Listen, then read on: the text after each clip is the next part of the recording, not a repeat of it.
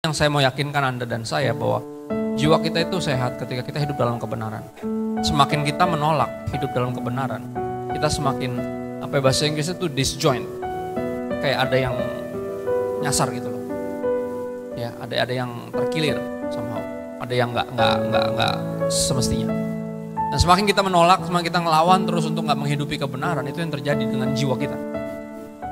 Ya, saya mendengar satu ayat yang sangat powerful, meyakinkan kita bahwa Tuhan juga peduli dengan kesehatan jiwa kita. 3 Yohanes 1 ayat 2-4. Dikatakan gini, saudaraku yang kekasih, aku berdoa semoga engkau baik-baik dan sehat-sehat saja dalam segala sesuatu. Sekali lagi kita mendoakan itu tentunya. Ya, kita pengen semuanya secara naluri, ya kita pengen semuanya baik-baik saja. Nggak ada yang pengen ada yang nggak baik-baik saja gitu. Tapi gini, sama seperti jiwamu baik-baik saja. Jadi ternyata walaupun semua baik-baik saja, jiwa kita belum tentu baik-baik saja. Makanya dia berdoa, kalau semuanya lagi baik-baik saja, saya berharap jiwamu juga baik-baik saja. Ya. Sebab aku sangat bersuka cita ketika beberapa saudara datang dan memberi kesaksian tentang hidupmu dalam kebenaran. Saudara, kalau hamba Tuhan bisa punya sukacita seperti ini, berarti ini sukacita siapa? Sukacita Tuhan.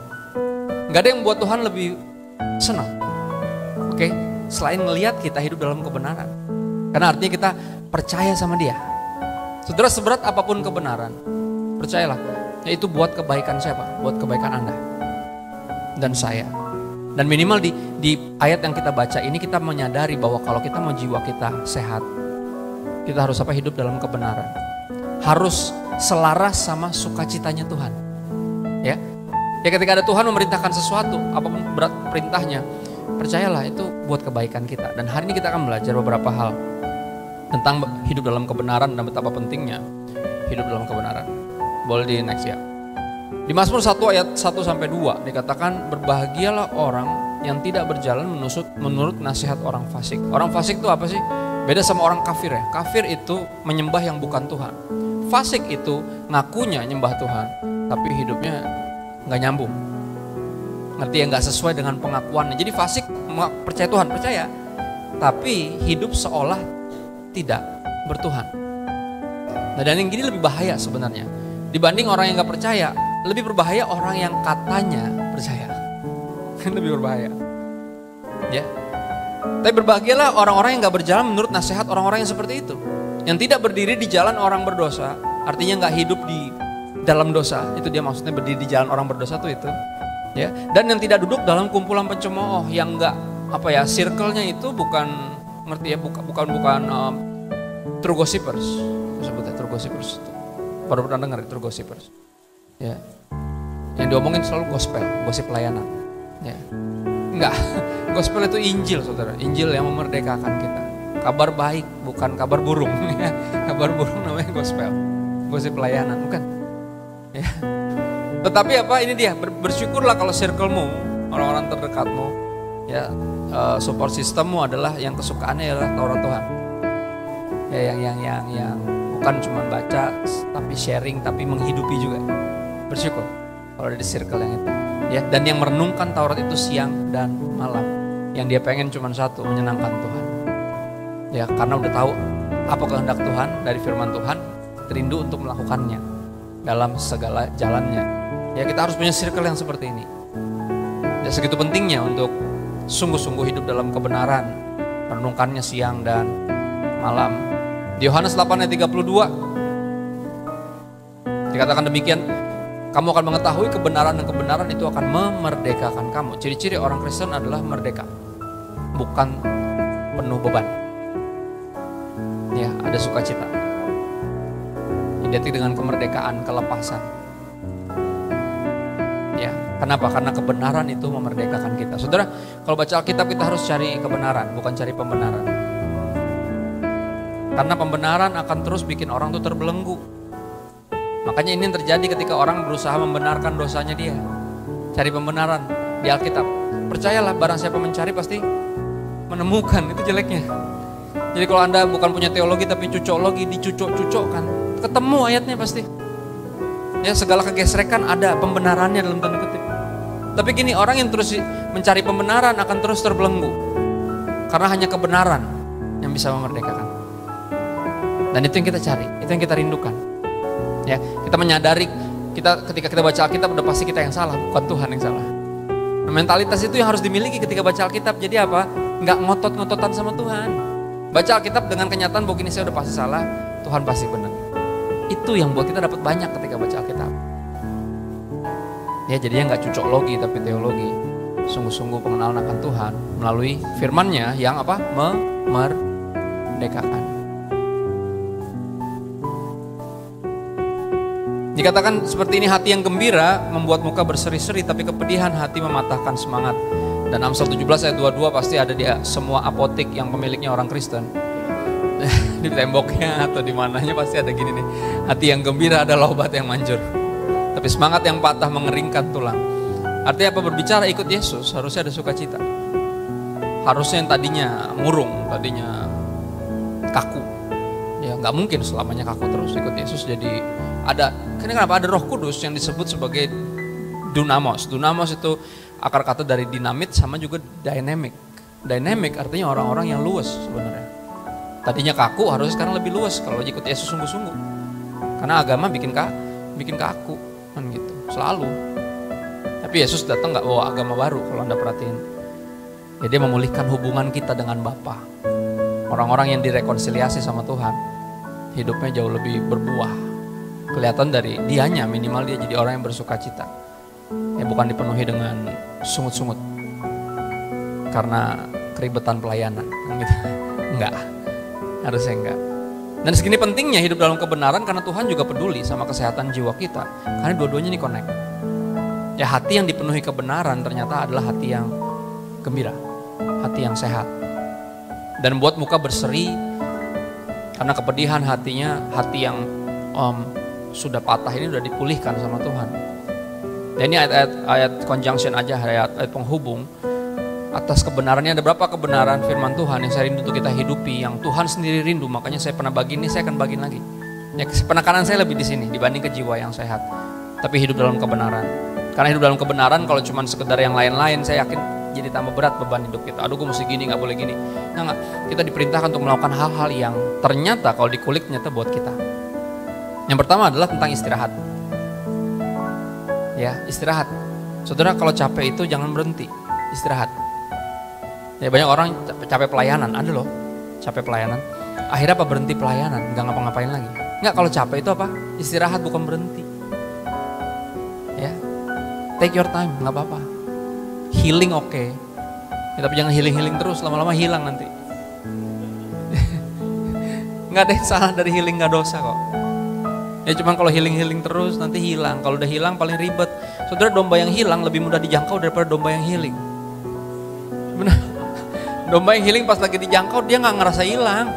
Enggak, gue lagi istirahat. Tapi udah 2 tahun, lama banget istirahatnya. Ya. Itu yang lebih ribet. Domba yang hilang sekali lagi lebih bisa dijangkau daripada domba yang healing. Nggak mau ngaku dia. Dia bilang lagi istirahat, padahal dia lagi berhenti, udah lama berhenti. Ya, saudara, istirahat itu kudus. Makanya hari libur disebutnya apa? Holiday. Ya kan? Bener gak? Ya kan? Bener gak? Kenapa coba disebutnya holiday? Kenapa? Ingatlah dan kuduskanlah hari Sabat. Istirahat itu kudus.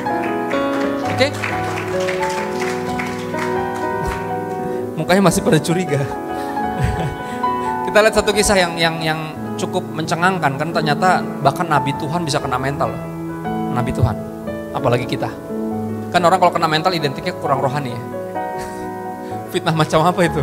Ya, hidup udah berat, gian curhat sama pendeta dibilangnya kurang doa. Ya. Kalau kurang doa berarti kurang sering atau kurang sungguh. Terus aja kurangnya enggak. Saya udah sungguh-sungguh kan gitu. Ya. Kena mental juga, kata siapa hamba Tuhan nggak bisa kena mental? 1 Raja-Raja 19 ayat 5 sampai 7. Dikatakan demikian, sesudah itu ia berbaring dan tidur di bawah pohon arar itu. Siapa dia? Siapa nabi Tuhan yang sempat mau bunuh diri? Ya, ada ingat ya kisah itu ya. Tetapi tiba-tiba seorang malaikat menyentuh dia serta berkata kepadanya, bangun, makan dulu. Suruh bangun, suruh apa? Makan.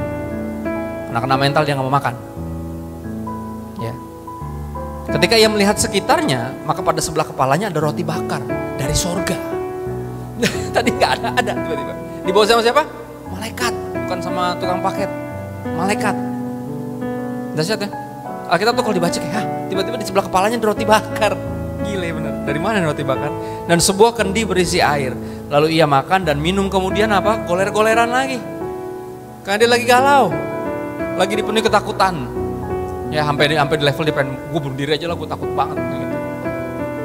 Ya, tetapi apa? Malaikat Tuhan datang untuk kedua kalinya setelah bangunin tadi bangun. Dia bilang apa? Menyentuh dia setelah berkata apa? Bangunlah, makanlah. Lihat, kurang tadi makannya kurang banyak, bangun lagi makan. Ya, sebab kalau tidak perjalananmu nanti terlalu jauh bagimu. Apa maksudnya kata-kata ini?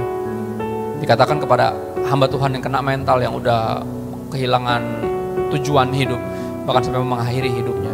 Nanti apa di sini malaikat coba kasih tahu bahwa you need to rest, bro. Oke, nggak apa-apa, it's okay, take your time, bangun, makan, kuatkan dirimu. Kenapa? Karena Tuhan tetap mau pakai lo. Oke, walaupun di tengah ketakutan, di tengah keminderan lo, Tuhan tetap mau pakai lo. Makanya apa? Lo disuruh makan, biar apa? Biar lo kuat. Kenapa? Karena apa? Kalau tidak perjalananmu nanti terlalu jauh bagimu. Artinya apa? Lo masih terus akan berjalan karena Tuhan nggak akan stop pakai lo. Ya, makanya ada istilah itu, kalau Tuhan masih kasih koma, jangan ada yang bisa kasih titik.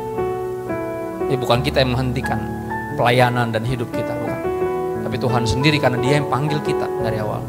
Makanya pendeta-pendeta zaman dulu selalu bilang, sampai saya pulang atau Tuhan jemput. Mereka bilang gitu, saya akan terus melayani Tuhan. Dia menarik, disuruh bangun dan makan. Berarti apa? Istirahat itu penting. Saudara, berapa dari Anda yang pernah terikat agama yang sangat-sangat mengikat? Ya, ritual-ritual yang semuanya itu, berapa Anda pasti ngerasa selalu istirahat itu dosa? Karena nggak boleh, lu harus disiplin. Itu nggak boleh buka celah. Istirahat itu buka celah. Enggak, istirahat itu perintah Tuhan, bukan buka celah. Ya, istirahat bukan berarti bermalas-malasan, ya, melainkan mengisi jiwa. Istirahat bukan bermalas-malasan, melainkan mengisi jiwa untuk melanjutkan perjalanan hidup sebagai hamba Tuhan. Karena selama kita masih hidup, Tuhan Yesus belum datang, berarti tugas kita belum selesai. Some of you, most of you need to take rest, buat istirahat. Dan sejujurnya agama nggak kasih ruang buat itu. Karena istirahat itu buka celah katanya. Enggak, not in Christianity. Justru Tuhan memerintahkan kita, kebenaran nomor satu, kita perlu istirahat. Kalau capek jangan berhenti, tapi apa? Istirahat. Ya. Berikutnya, perintah untuk saling mengaku dosa dan mendoakan. Ini penting, kenapa? Karena saudara, salah satu yang berita duka cita buat saya bukan ketika seorang hamba Tuhan meninggal. Itu berita sukacita karena dia beristirahat dari jerih lelahnya dia. Ya, dan semua perbuatan dia mengikuti dia. Ya, berita yang paling menyedihkan adalah ketika ada orang tinggalin Yesus, khususnya kalau dia hamba Tuhan. Ya, kasus, skandal, atau murtad, nggak ada yang lebih menyedihkan daripada itu, menurut saya. Ya, dan itu semua berasal dari mana? Karena apa? Sok kuat, nggak pernah belajar terbuka, mengakui diri sebagai manusia biasa yang pasti ada salahnya. Pasti ada kelemahannya juga. Dan gini, pendeta yang sok kuat, ya, akan menghasilkan apa? Jemaat-jemaat itu yang dengerin dia, jadi jemaat yang jago berpura-pura. Siapa yang ngajarin? Pendetanya. Jangan tunjukkan kelemahan, nggak boleh tunjukkan kelemahan itu. Tapi apa, di dalam perintah untuk saling mengaku dosa ini, kita disadarkan bahwa saya juga manusia biasa sama kayak kamu. Lucunya ketika kita ngomong gini, kita malah encourage jemaat untuk lebih rohani daripada sebelumnya. Kenapa? Karena saya juga punya struggle, emang Anda doang. Saya juga pendeta punya kelemahan sama kayak kamu. Dan ketika kita pendeta nih, yang tadinya di atas, kita turunin diri kita sampai sejajar. Ya, justru malah jemaat bisa dibawa naik bareng-bareng nanti. Uniknya, itu yang terjadi. Dan ini gak akan pernah kita sadari sampai kita melakukan perintah Tuhan yang ini. Yakobus 5 ayat 16 dikatakan apa bahasa Indonesia masa kini? Sebab itu, hendaklah kalian saling mengakui kesalahan. Saling mengakui kesalahan berarti dua-duanya dong, ya. Bukan cuman yang di konseling doang, bukan cuman yang jemaat doang, tapi pendetanya juga mengakui kesalahannya. Ya, karena dosa bertumbuh subur dalam persembunyian, dalam kepura-puraan. Tapi agama selalu bahwa kita dorongnya lu mesti terlihat berwibawa. Jangan curhat sama jemaat, nanti kelihatan lemah. Rasul Paulus bilang apa, saya justru berbangga atas segala kelemahan-kelemahan saya. Karena di dalam kelemahan itu justru saya tahu, saya bisa merasakan sungguh-sungguh saya bisa berdiri sampai hari ini karena ada tangan Tuhan yang kuat yang menopang saya. Dan ini gak umum, tapi saya mulai lakukan ini, makanya saya punya pemuritan di mana saya bisa jadi gak usah berpura-pura, bisa ngomong pergumulan saya. Dia ngaku dosa, saya juga saling mengaku dosa. Di situ kita disadarkan kita manusia biasa yang semuanya perlu anugerah Tuhan. Bukan berarti udah pendeta udah gak perlu anugerah Tuhan. Kata siapa? Justru perlu anugerah Tuhan lebih banyak lagi. Ya, ada sebuah buku bagus dari John Piper, tulisannya Brothers We Are Not Professionals. Ya, kita ini bukan profesional, artinya apa? Dalam salah satu poin di bukunya dia bilang gini, semakin kita melayani Tuhan, kita semakin berhutang sama Tuhan. Bukan malah memiutangi Tuhan, bukan. Karena apa? Kemampuan dan kekuatannya berasal juga dari Tuhan. Jadi kalau kita pakai, kita makin berhutang sama Dia. Artinya apa? Kita ini bergantung dan perlu anugerah lebih banyak. Karena ada tugas lebih banyak yang kita miliki, yang mungkin orang-orang lain nggak terpanggil untuk itu. Jadi apa, kita ini memerlukan anugerah lebih banyak. Dan indahnya kalau kita bisa dengan sesama siapapun bisa ngobrol, saling mengaku kesalahan. Ya cuman agama identik dengan pencitraan kan. Kita nggak mau menunjukkan kelemahan. Saudara, bahkan saya lagi kuliah teologi, lagi ambil S2. Saya S1 bukan teologi by the way. Ya ada satu kelas yang belum saya ambil, namanya kelas berkhotbah. Dan dibilang di situ teman-teman yang lagi udah pada ngambil, saya bilang gimana diajarinnya apa? Iya bro, lu ternyata gak boleh ngomong kayak sama temen lu, katanya gitu. Khotbah tuh gak boleh gitu. Gak boleh ngomong kayak sama temen lu. Gue bilang lah, tapi kan Alkitab ngajarinnya gitu. Emang iya? Saudara pernah baca gak? Rasul Paulus selalu buka suratnya dengan apa? Brothers and sisters. Ngerti gak? Artinya apa? Dia gak ngerasa superior. Justru dia kayak ngomong sama, kita kalau ngomong sama brothers and sisters kita gimana sih? Ngerti? Belak-belakan aja, gak ngejaga wibawa, gak apa, biasa aja. Ya makanya saya belum masuk kelasnya udah ngajak berantem duluan. Kemungkinan besar kalau saya masuk kelasnya jadi rame nih kelas. Karena gini, saya diundang sana sini gara-gara apa? Karena khotbah saya kayak gini. Khotbah saya sama kayak makan di situ sama aja. Saya bukan orang yang lain. Kenapa? Karena saya tumbuh besar di era dimana pendeta-pendeta karismatik membangun karismanya. Jadi kalau di mimbar dia beda banget sama kalau dia lagi makan. Beda. Saudara. Gitu. Kalau dia pesan somai nggak pernah gitu, bang. Nggak pernah gitu dia. Somainya 2, tahunya 3. Nggak gitu. Nggak ada orang pesan somai kayak gitu. Tukang somai juga kayak ini orang kenapa sih? Terus diiringin lagu musik. Nggak ada. Dan itu yang bikin apa generasi berikut capek ngelihatnya. Kenapa? Karena dia tahu persis nih pendeta juga ntar lagi jatuh nih. Ya kan? Karena dia lagi bangun persona itu, nggak perlu. Generasi berikut justru lebih dengerin yang kayak gini. Yang kayak ngomong sama temennya. Kenapa? Karena Tuhan juga berbicara sama Musa seperti seorang lagi berbicara sama temennya. Makanya entah gimana kita bangun sesuatu yang Tuhan, apaan sih kata Tuhan?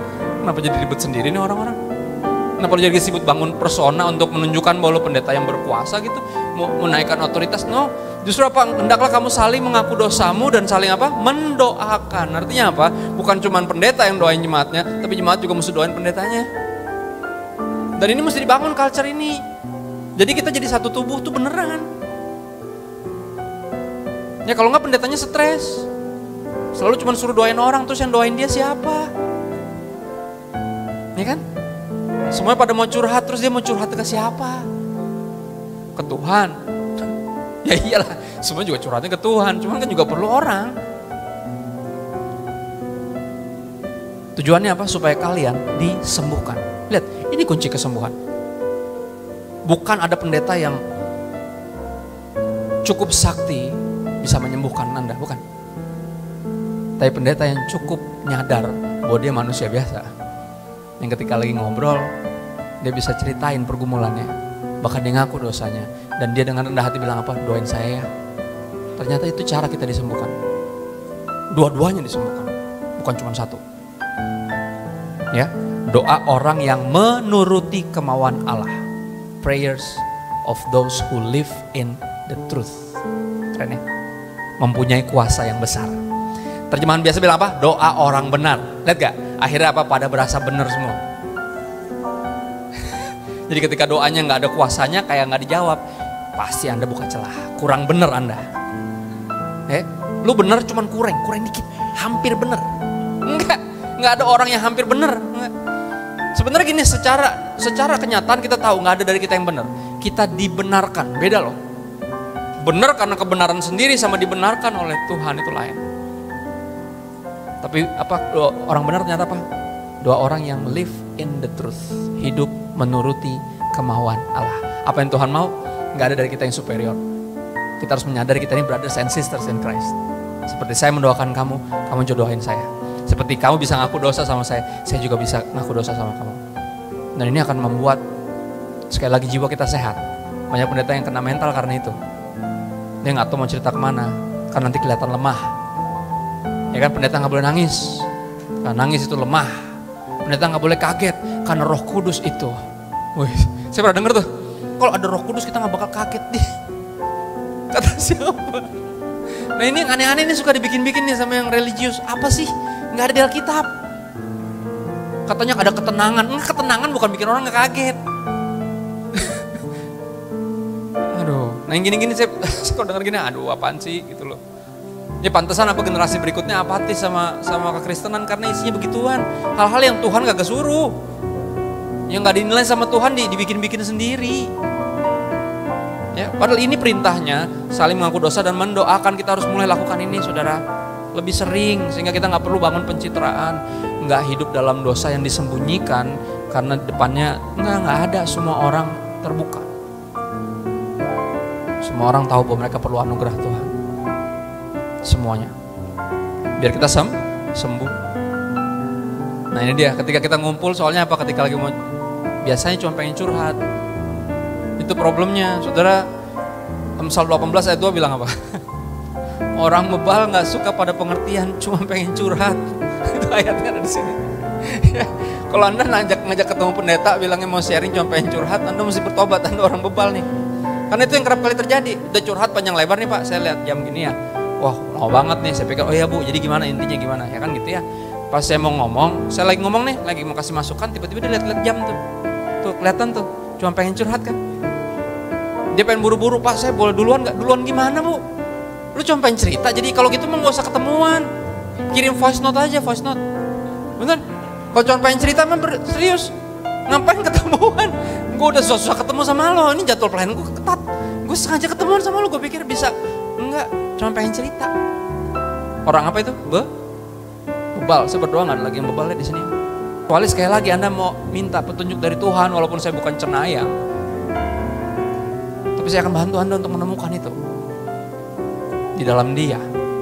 Dalam kita saling mengaku dosa, bukan cuma curhat, dan saling mendoakan. Bukan cuma saya doain Anda juga doain saya.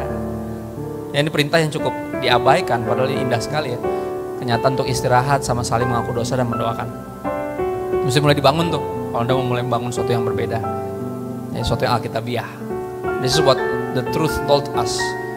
To have a rest, take a rest, and to saling mengaku dosa dan mendoakan. Berikutnya yang ketiga. Nah ini dia. Ya. Alkitab memerintahkan kita, firman Tuhan memerintahkan kita untuk melepaskan pengampunan. Efesus 4 ayat 31-32. Segala kepahitan, kegeraman, kemarahan, pertikaian dan fitnah hendaklah dibuang dari antara kamu. Demikian pula segala kejahatan.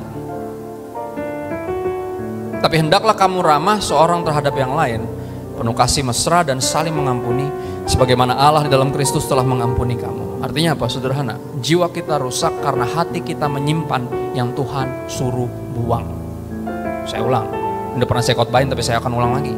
Karena banyak dari kita yang masih berasa berhak menahan pengampunan. Ya, terserah saya dong Pak mau ngampuni dia apa enggak. Bapak mesti tahu nih orang tuh gak tahu diri.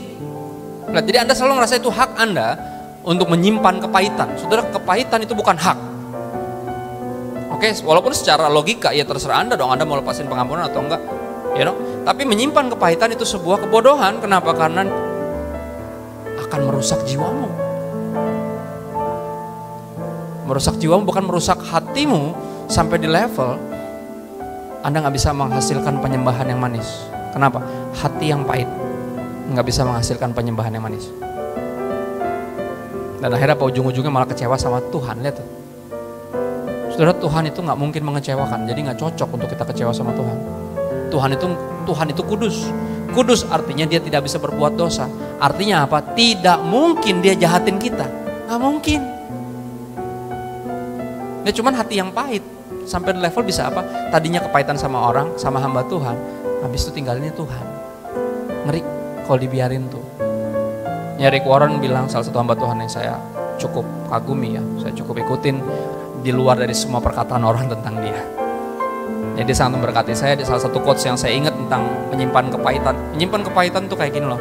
Anda minum racun dan berharap orang yang Anda bete yang mati. Apa? Oke. Menyimpan kepahitan tuh gitu. Anda minum racun, tapi berharap orang yang Anda nggak suka, yang Anda kepahitan samanya itu dia yang mati. Lah mana bisa? Lu yang minum racunnya, lu yang mati, bukan dia, nggak mungkin. Saya jadi, oh iya juga ya. Jadi akhirnya apa? Kita harus melepaskan pengampunan, dong gak ada jalan lain. Dan ini buat siapa? Buat kita sendiri. Di luar dari ayat-ayat yang sifatnya kayak mengancam, karena kalau seorang tidak melepaskan pengampunan, nanti Tuhan juga nggak ngampunin dia. Kan ada ayat yang bilang gitu ya, di ujung dari doa Bapa kami kan. Yang Bapa ampuni kami sebesar kami ngampunin orang yang bersalah kepada kami. Ya karena jika engkau tidak mengampuni dosa orang lain, Bapa di sorga juga tidak akan mengampuni dosamu.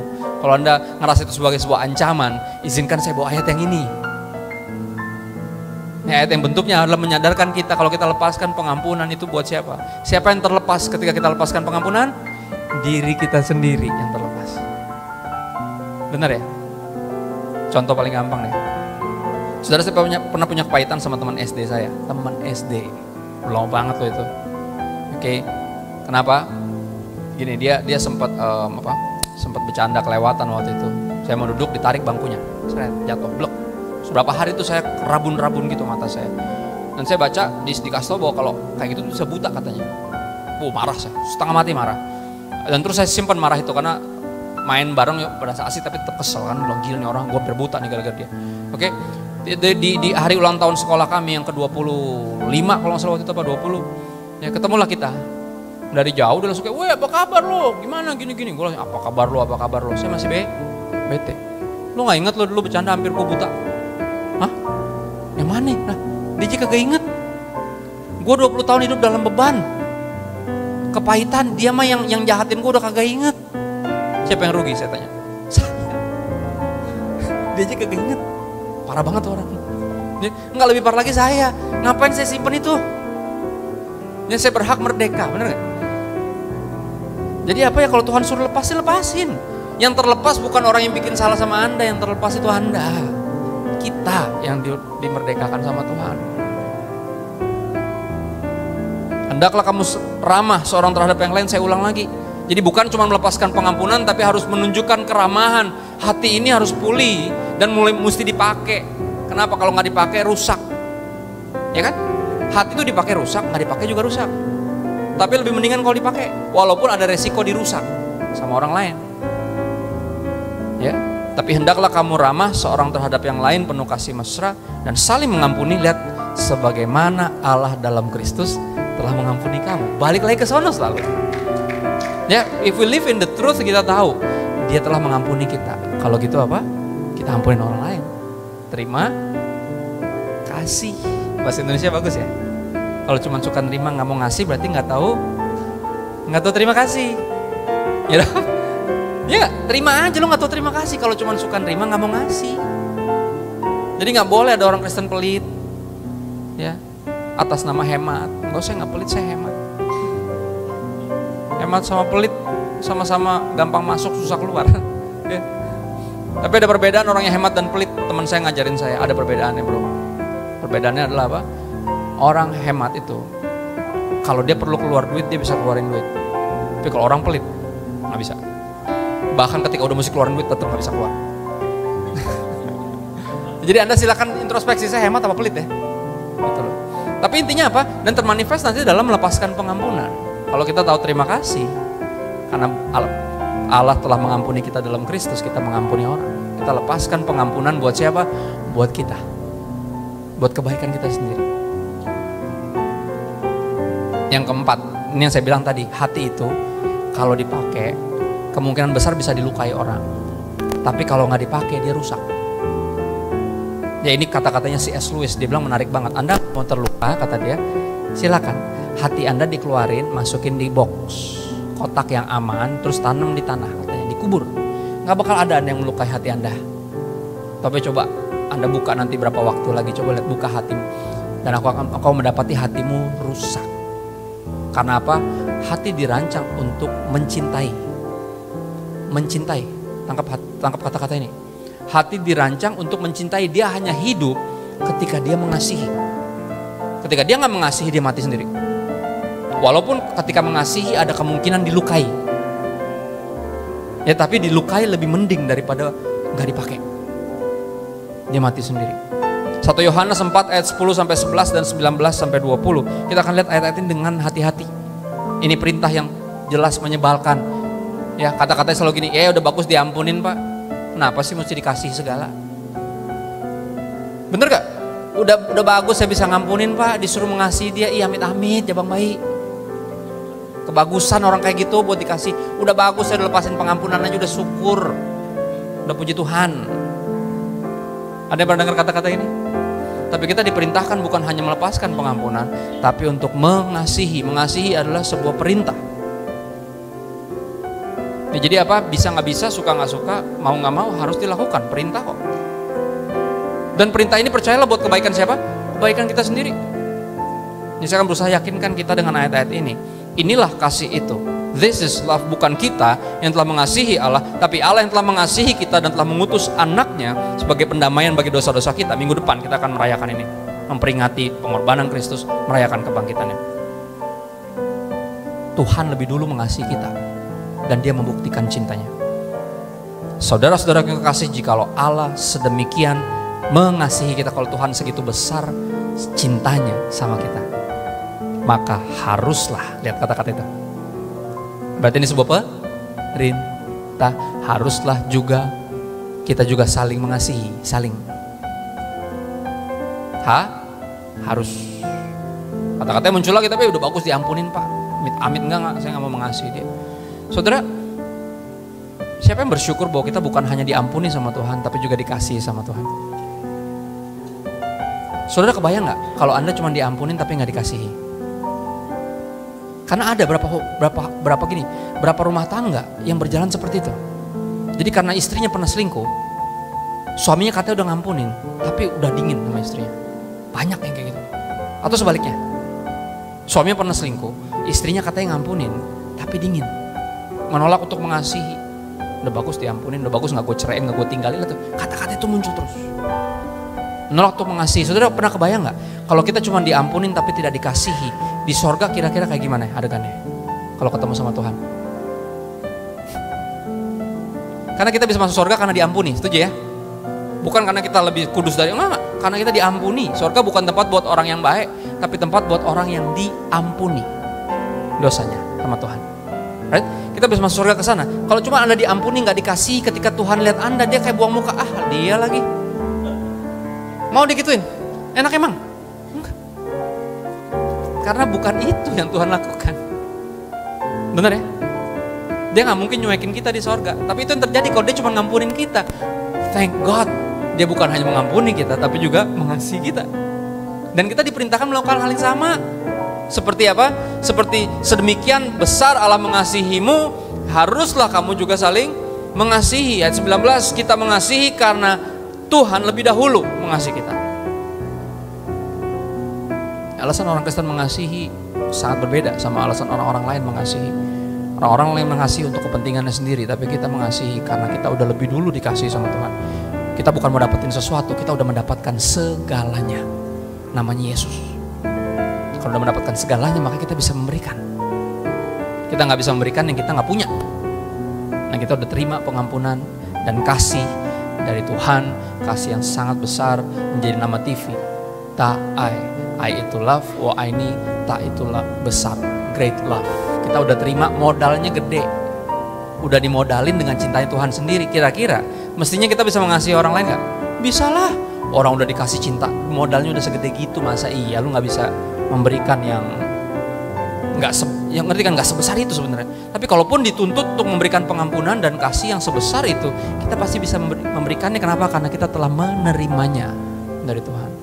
Ayat 20, jikalau seorang berkata aku mengasihi Tuhan tapi ia membenci saudaranya, maka ia adalah pendusta. Karena barang siapa tidak mengasihi saudaranya yang dilihatnya, gak mungkin mengasihi Tuhan yang gak kelihatan. Ya, mengasihi sesama adalah bukti bahwa kita mengasihi Tuhan, karena kita lebih dulu dikasihi. Kita maju ke ayat berikutnya. Ini dia, di sini kita akan lihat betapa pentingnya untuk taat kepada perintah Tuhan untuk mengasihi. Coba lihat. Yohanes 15 ayat 9 sampai 12, seperti Bapa telah mengasihi aku. Siapa yang ngomong ini? Yesus. Seperti Bapa telah mengasihi aku, demikian juga aku telah mengasihi kamu. Tinggallah dalam kasihku itu. Live in the truth, meaning live in love. Oke, hidup dalam kebenaran adalah hidup dalam kasih, karena Allah adalah kasih. Jadi kalau kita membenci, berarti kita nggak nyambung sama Tuhan. Kalau kita membenci sama kita manusia, berarti kita berdusta. Kita nggak mungkin mengasihi Tuhan yang nggak kelihatan kalau gagal mengasihi manusia yang kelihatan. Ayat 10, jikalau kamu menuruti perintahku, kamu akan tinggal dalam kasihku itu. Ya, live in truth mean live in love. Jelas. Seperti aku menuruti perintah Bapakku dan tinggal dalam kasihnya. Semuanya itu kukatakan kepadamu apa? Perintah untuk hidup dalam kasihku dan mengasihi, saling mengasihi. Semua itu kukatakan kepadamu, tujuannya apa? Supaya sukacitaku ada di dalam kamu. Saudara, ini bahasa-bahasa seorang ayah atau orang tua. Orang tua itu sukacitanya apa? Didapat dari mana? Ketika anak-anaknya percaya sama mereka dan hidup seperti yang diarahkan. Bukan karena orang tua toksik ngatur-ngatur, bukan. Tapi karena tahu anak-anak ini udah nangkep nih hati kita. Ketika kita bikin peraturan nih, kamu harus belajar biar nggak dapet jelek nilainya, kan itu. Ya akhirnya dia belajar dan dia menyadari bahwa ternyata saya belajar ini buat saya loh. Dan itu sukacita terbesar tuh ketika itu. Ya, Allah adalah kasih, Tuhan adalah kasih. Ketika kita mengasihi, Tuhan senang nggak? Senang. Ya, senang adalah ketika anak-anak tuh mirip sama kita, punya value yang sama kita. Segala sesuatu ini kukatakan kepadamu, semuanya ini kukasih tahu, saya perintahin supaya sukacita saya ada di dalam kamu. Dan menarik nih, dan supaya apa? Sukacitamu jadi penuh. Nah ini interesting, banyak dari kita nggak percaya kalau kita mengasihi. Percayalah, sukacita siapa yang penuh? Sukacita kita. Bukannya pada nggak percaya semua, makanya dicobain. Iya bener, coba deh kasihilah musuhmu. Siapa yang nyuruh? Yesus. Pernah nyobain nggak? Saudara, saya nggak pernah percaya kebenaran ini sampai saya ngeliat ayah saya terus melakukan itu, dan saya mendapati dia orang yang paling bersukacita, walaupun paling banyak dijahatin sama orang, sama teman pelayanan sendiri. Tapi saya ngeliat dia penuh sukacita dan saya bingung rahasianya apa. Dan jawaban dia bilang apa? Papa belajar untuk mengasihi musuh. Dan ternyata sukacita Papa jadi penuh ketika itu, ketika hatinya dipakai untuk apa? Mengasihi. Nggak percaya? Cobain cobain deh. Ya, kalau diomongin gini susah. Ya, masa sih? Ya makanya apa dicoba. Ya kalau jangan cuma dosa doang yang lo cobain juga. Ya ini loh. Kita tuh segitu lebih gampang nyobain dosa daripada nyobain hidup dalam kebenaran. Saudara, perintah Tuhan, firman Tuhan bukan hanya powerful ketika Anda tahu dan percaya. Firman Tuhan baru Anda rasakan kuasanya ketika Anda melakukan firman Tuhan. Anda baru tahu, oh, this is it, ini maksudnya Tuhan. Nah, kedewasaan rohani harus membawa kita sampai di level susah benci sama orang, susah kepahitan sama orang. Ya bahkan mau langsung marah aja susah. Kenapa? Karena kita berusaha ngelihat kenapa ya dia bertingkah seperti itu. Kok kenapa ya ini anak ini begini? Lihat, kita bisa langsung lihat ke sana, nggak langsung marah, nggak langsung kecewa, langsung bete. Nggak. Dulu iya, tapi sekarang enggak. Kenapa? Karena hati ini mulai dirubah ketika kita mulai hidup dalam kebenaran dan mulai memutuskan untuk mengasihi bahkan musuh sekalipun. Ayat 11 jadi pegangan kita, perhatiin. Yesus yang bilang sendiri, kalau lu nurut sama gua, sukacita siapa yang penuh? Sukacitaku dan sukacitamu. Sinkron. Ayat 12, inilah perintahku, yaitu supaya kamu saling mengasihi. Lagi kata-kata ini muncul, sama seperti aku telah mengasihi kamu. Saudara, saya mau ingetin mungkin agama gagal membawa kita kepada kebenaran ini. Tuhan itu, God is for our joy. Tuhan itu pengennya kita bersuka cita. Jadi ketika ketaatan kita terhadap Tuhan menghasilkan sungut-sungut, dia juga gak senang. Benar ya? Saya tutup dengan kalimat ini, jika mengasihi adalah hukum terutama, menolak mengasihi adalah pelanggaran terbesar. Dan saya berdoa, kita anggap ini serius. Because this is the truth, berulang kali dari 4 poin ini. Tuhan suruh kita belajar mengasihi. Itu perintah yang paling sering diabaikan sama orang. Karena alasan apapun, kita berhenti mengasihi, menolak mengasihi. Dan akhirnya kita melakukan pelanggaran terbesar. Karena mengasihi adalah perintah terutama. Kasihlah Tuhan Allahmu dengan segenapmu dan kasihlah sama manusia seperti dirimu sendiri. Yang 4 poin ini, saya berharap ini cukup anti mainstream untuk kita renungkan. Istirahat, oke, saling mengaku dosa dan mendoakan, melepaskan pengampunan, dan apa? Hidup dalam kasih, putuskan untuk mengasihi. Dan aku percaya hati kita malah justru dipulihkan bukan dengan menutup hati, tapi dengan membuka hati. Saudara pernah sadar nggak? Hati Anda dipulihkan bukan dengan menutupnya, tapi dengan membukanya. Walaupun terakhir dibuka ada yang melukai, maka kita tutup rapat-rapat kan? Tapi apa ketika kita membuka hati, atau Tuhan buka hati kita dengan banyak hal yang bisa bikin hati kita retak, terbuka, akhirnya ada selah itu ada, dan setelah itu Tuhan masuk. Nah, kebenarannya masuk dan menyadarkan kita, oh ya, saya harus jadi pelaku firman supaya apa? Jiwa saya sehat, kita harus hidup dalam kebenaran. Dan saya berdoa, Anda dan saya didapati sebagai orang-orang yang percaya sama Tuhan, yang pengen apa?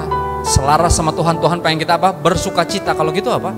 Bersukacitalah di dalam Dia. Ya, temukan keindahan dalam keempat perintah untuk hidup dalam 4 kebenaran ini. Ya, dan percaya, belajar percaya dan taat karena itu.